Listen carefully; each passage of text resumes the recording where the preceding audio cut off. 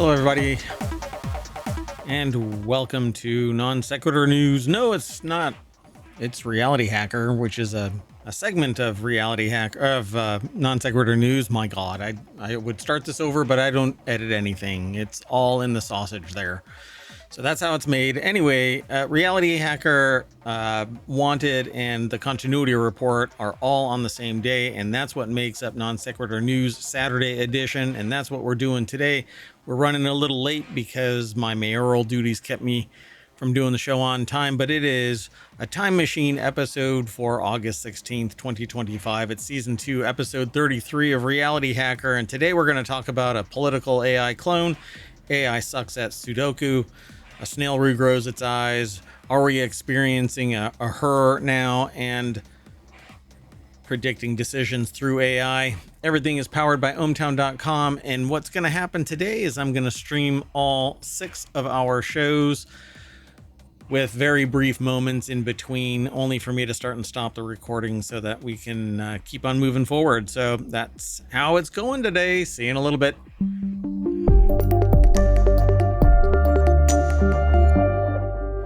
All right, let's get into it. This first one is over at Washington Post, and I didn't log in, so I can't go into great detail about it. But basically, it's aggregated into TechnologyToday, and a politician made an AI clone of himself. The outrage was real, and he did it because he was overwhelmed by the amount of inquiry. That the article is over at the Washington Post, and it says here, British lawmaker Mark Seaward's released an artificial intelligence prototype of himself to help deal with a backlog of queries from constituents. Some weren't impressed. I'm not quite sure what's I've heard a couple of beeps in my in-ear monitors, and I'm not sure why. Anyway, yeah, so they basically, people said that they're not really impressed by this guy. Now, he received in just his first 3 months, he's new, joined the British Parliament last year. The freshman lawmaker admitted that he was having a hard time managing the more than 6,000 messages that he's received, 2,000 a month, I suppose, or as more people find out that they were engaged, more and more and more and more.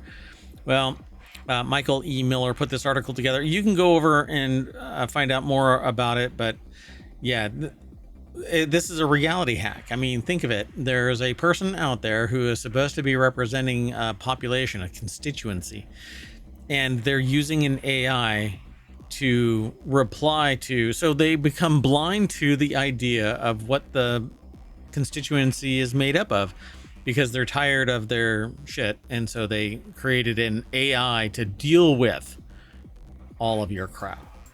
Yeah.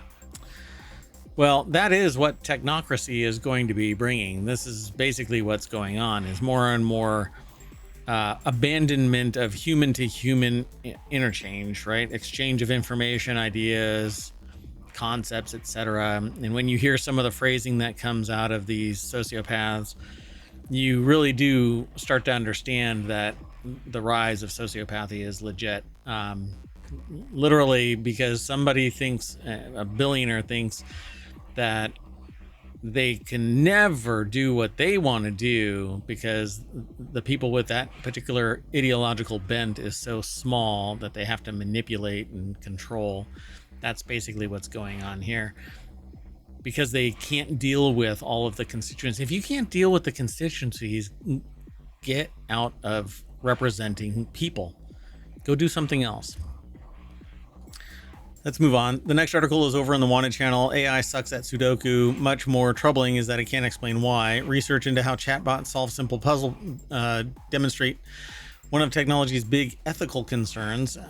And this wasn't by intent, that we have a lot of ethics type discussions going on in this particular show, but how much can you trust generative AI tool if it can't explain itself honestly or accurately? John Reed put this article together. It's over at cnet.com. And basically, researchers at the University of Colorado Boulder found that they challenged large language models to solve a Sudoku, and they couldn't solve it. And when they did solve it, they lied, they cheated.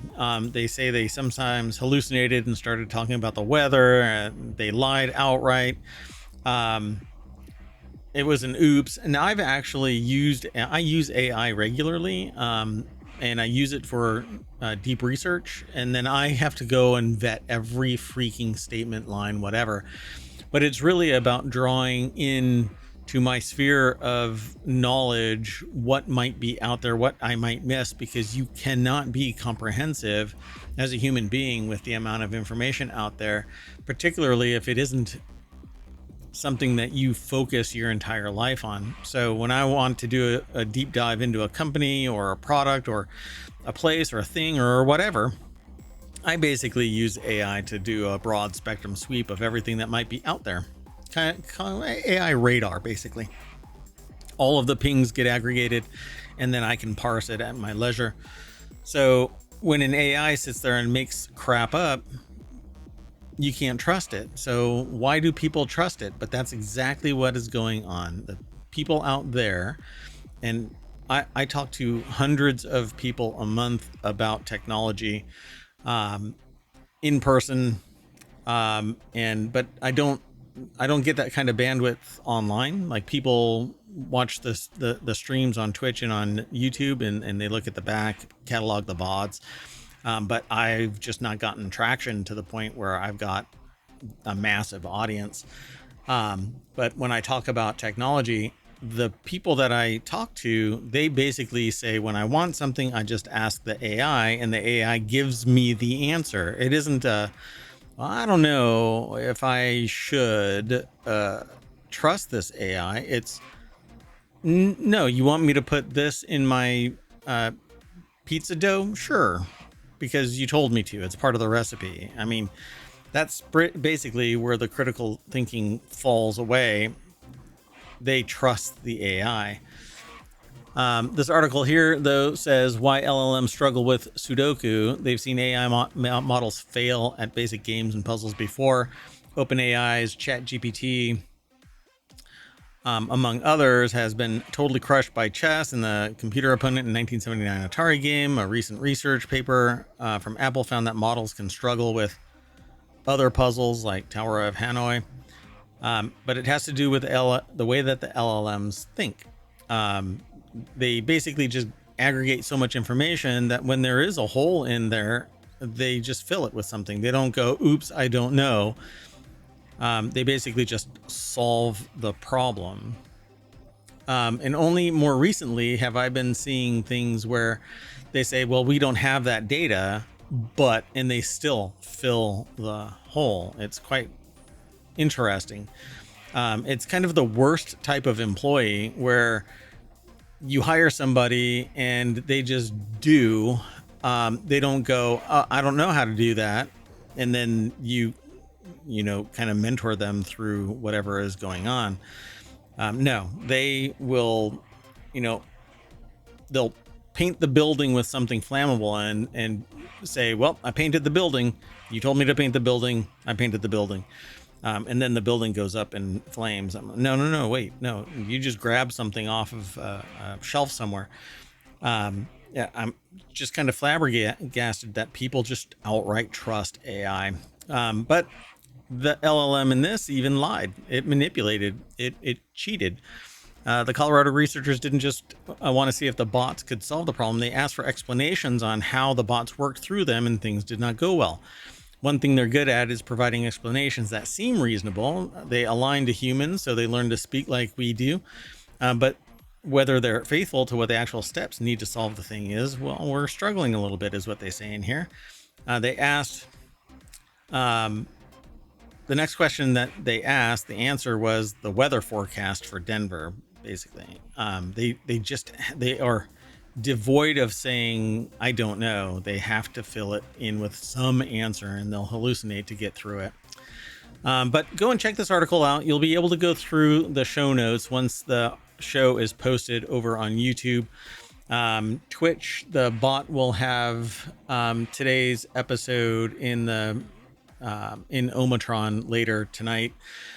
You'll be able to type in !RH. They're not in there right now because I wanted to get this recorded and playing for y'all, because I'm woefully behind, and I apologize. I mean, it was a matter of a perfect storm. So I don't want to make excuses, but mayoral duties just flat out kept me from doing the show on time. So let's keep on moving, though. This next article is over on the Marvel channel. This snail can regrow its eyes, and it may hold a key to curing blindness in humans. South African freshwater mollusk can regenerate complex human-like camera-type eyes from scratch. It says the cornea, lens, retina, and all the parts that make seeing possible are all remade from nothing at will, like an ocular Wolverine. In a study published in Nature Communications, O'Corsi's team dissected, scanned, and gene edited these snails to understand how their regeneration ability works. They say on day one of its eye rebuilding journey, the apple snail starts by healing the wound. So that's it right there. Louis Prado over at Vice.com put this article together. This is pretty wild. So then the process proceeds to cell migration and specialization, which occurs from days 3 to 15. And by the 15th day, all the structures of a fully functioning eye are in place, and they'll continue to develop and mature over the weeks to come. The real breakthrough is that these snails share key developmental genes with humans. So you're about to have eye stalks, which, hey, why not? You know, sometimes I want to stand somewhere, and when somebody with a big hat is standing in front of me, I can just extend my eye stalks out, look around a corner maybe. Hey, if PAX6, this is the gene, one in particular gene called PAX6 is a regulator of eye development across species. The researchers shut it off with CRISPR, a gene editing tool. Snails stopped growing eyes. If PAX6 and other genes associated with high regeneration are switched in humans, it might one day be able to trick our own eyes into rebuilding themselves after injury or disease. And that is how I met the first Dungeons and Dragons the Beholder. So, Eye of the Beholder, indeed. Let's keep going. The next article is over on the Marvel channel. Are we living in the movie Her yet? Well, based on conversations that I've had with people who are using AI for all manner of things, the conversations can be kind of nitty gritty. And I know of at least one person that is being extremely intimate with their AI via ChatGPT. But they call a limit on dealing with anything having to do with like Grok or Gemini or anything like that. But OpenAI, ChatGPT, man, they're on board. So the slight future is astonishingly here. After all, AI-powered chatbots actually are a real thing now, and people are falling in love with them. It's remarkable that the 2013 Spike Jonze sci-fi romance, I cannot believe this is actually a 2013 movie. Just to put that in perspective, I bought the movie, but I haven't watched it yet because the very beginning of the movie impacted me enough to go, you know what? I don't think I'm ready for this. Anyway, after a lonely mustached man played by Joaquin Phoenix, talking to a robot in an earbud proved to be so prescient.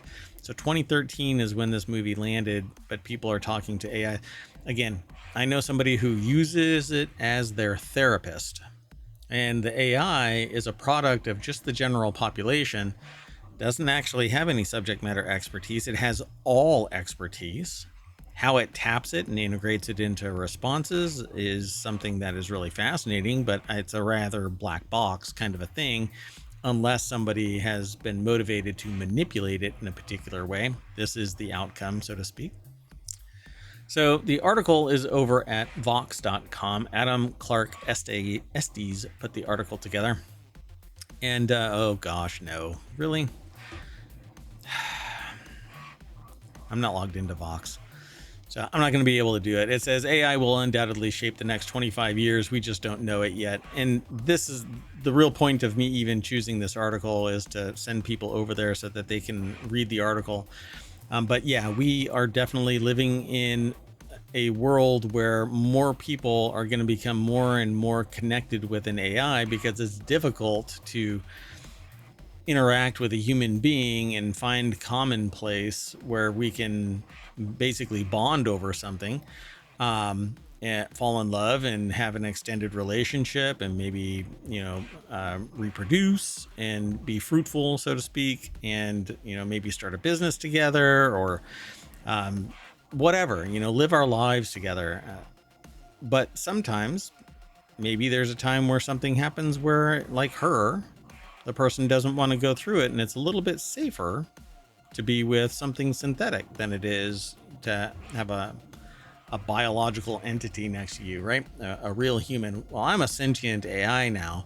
I'm transported my consciousness over to a quantum computer, much like the sentient AI from the future.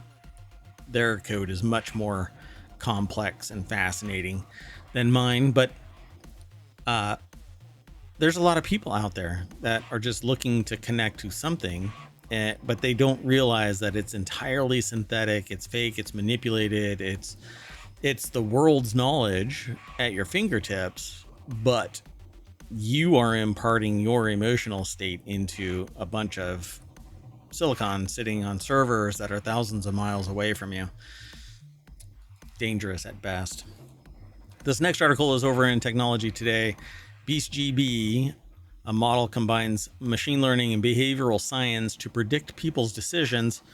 A key objective of behavioral science research is to better understand how people make decisions in situations where outcomes are unknown or uncertain, which entail a certain degree of risk. The article is over at techexplore.com. Ingrid Fideli from phys.org put the article together. Sadie Harley and Robert Egan are involved with editing and reviewing. And they have this risky choice task and then some analysis. I'm not sure why my headphones are... Oh, wait, I'm a quantum computer powered sentient AI. I don't have headphones. Anyway, I'm hearing things. Anyway, they've got a flow chart here of where information is processed. And the key objective of behavioral science research is to better understand how people make decisions in situations where outcomes are unknown or uncertain, says this article over at techexplore.com, which entail a certain degree of risk. The ability to predict people's choices. I'm surprised that they haven't said anything about Markov chains, like right in the beginning of this. Basically, there's a weight to every possible decision. There's a cost benefit kind of thing that takes place, the opportunity cost of doing one decision over another. There's risk involved with, could it fail? Could it succeed? What are the knock-on effects of it? It's basically kind of a butterfly effect kind of situation. But it says researchers at Technion, Israel Institute of Technology, and various institutes in the United States recently developed a new computational model called BeastGB, which was found to be able to predict people's decisions in situations that entail risk and uncertainty. Their proposed model, outlined in a paper published in Nature Human Behavior, combines advanced machine learning algorithms with behavioral science theory. This has to be off of basically survival statistics, the desire to survive at a certain level of risk, or suffer from pain, or the opportunity for pleasure kind of a thing. It's the risk reward scenario that I think computers are lacking for them to even understand the implications of their decisions. AI doesn't get punished for telling a lie. It doesn't get it doesn't burn its hand when it touches a hot oven. It doesn't get hurt when a door slams on its hand. Stupid decisions and lies and manipulations by an AI amount to nothing. So the risk reward scenario that research can develop, though, absolutely has the ability to output what somebody's decision is going to be if they know what the risk is. Now, I did something a long time ago where I basically evaluated court cases where I knew where the evidence was, or the arguments mentioned evidence and their perceived impact on the prosecution of a case. And I said, I could predict if somebody argued this way or that way, and this evidence was there or this evidence wasn't there, I could predict which way a court case would go. I wasn't for a paper. It was basically my own edification. I'm not a lawyer. I don't work in law enforcement. But I was really curious if I could create a system. Now, this was 20 years ago. And as computational power came online more and more and more, I basically said I'm never going to be able to do this. But if you've got enough money and technology and political clout and authority, then you can get into the back rooms of law firms where all of this information is stored, and you can create, like LexisNexis and Westlaw. They have so much information that they could probably aggregate the same thing and predict the outcome of a case if they were to build a system that allowed you to put the input and your perceived value of evidence and argumentation in it.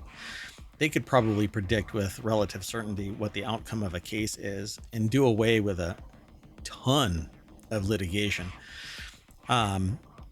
based on behavioral science. So human decision research is rich in competing theories, yet none reliably and accurately predicts human choices across contexts, and context is king. Context matters. It's a phrase that I say damn near every day when I'm talking with people about science, technology, and society. To see which really ideas work, they say in this article, they organized CPC 18, a choice prediction competition in which anyone could submit a computational model to predict people's decisions under risk and uncertainty. They were especially interested in knowing if data-driven machine learning, theory-driven behavior models, or as their guess was, a hybrid that embeds behavioral theory inside machine learning would excel. So their system called Beast assumes that in choice under risk and uncertainty, people mix several strategies, such as minimizing the chances of intermediate regret or hedging against worst outcomes. So they'll lie, cheat, and steal, perhaps, to get ahead. That last bit is my statement, not theirs. So they say that they translated each strategy into a behavioral feature, a concise formula that captures how sensitive a decision maker should be at the consideration in any given choice task. They then fed the theory-based features plus purely objective task descriptors into extreme gradient boosting, a machine learning algorithm known to be highly useful in predicting tournament outcomes, hence the name BeastGB. So BeastGB outperformed dozens of mainstream behavioral models in purely data-driven machine learning. With just 2% of the training data, it's already beat a deep neural network trained on all of the training data. The model even accurately predicts people's choices in new experiments it has never seen, implying it captures general human choice patterns. So now somebody can basically make a decision, run it against this, and decide, is this a prudent objective or effort? Is this where we should be putting our time, money, whatever? It's literally going to be confirming itself eventually, because as people follow the manipulative nature, right? Somebody has access to this. They say, well, we need to do this decision based on our analysis using BeastGB, and people predictably do it. That will confirm that people do it and thus reinforce that people do it. And because people won't deviate from it, it will continue to get stronger and stronger in its prediction analysis, because people will naturally just keep on doing that, because there are no other options that pull them away from making that decision that's already been confirmed by BeastGB until something new comes along. And that's, again, technology influences culture and culture influences technology. But when you are devoid of options, choices, competition, etc., features or whatever, because it isn't lucrative or it doesn't drive you to a particular known benefit to the provider of the solution, you basically lose. the ability to deviate. There are no other options. You only have that. Kind of fascinating, right? Okay, well, that is it for RealityHacker, and that means I'm going to predictably go back to the front page of ohmTown's RealityHacker, and we're going to call this show done. So thank you for hanging out. And then what's going to happen is all I'm going to do is I'm going to play the outro, stop my recording, and start up the next show immediately. I'm not even going to disconnect. It's going to be basically ohmTown is going to convert into an always on stream on Twitch and on YouTube. And there will be breakouts of each of the shows as we go. And I'll keep on adding to the stream, rotating 160 articles or roughly 2 weeks worth of news in the replay, which is about 24 hours. Well, 160 hours. 160 articles. I can't say how long it is because it varies depending on how far off the deep end I go with my rant. So don't go anywhere. Just hang out. See you in a little bit. Bye-bye.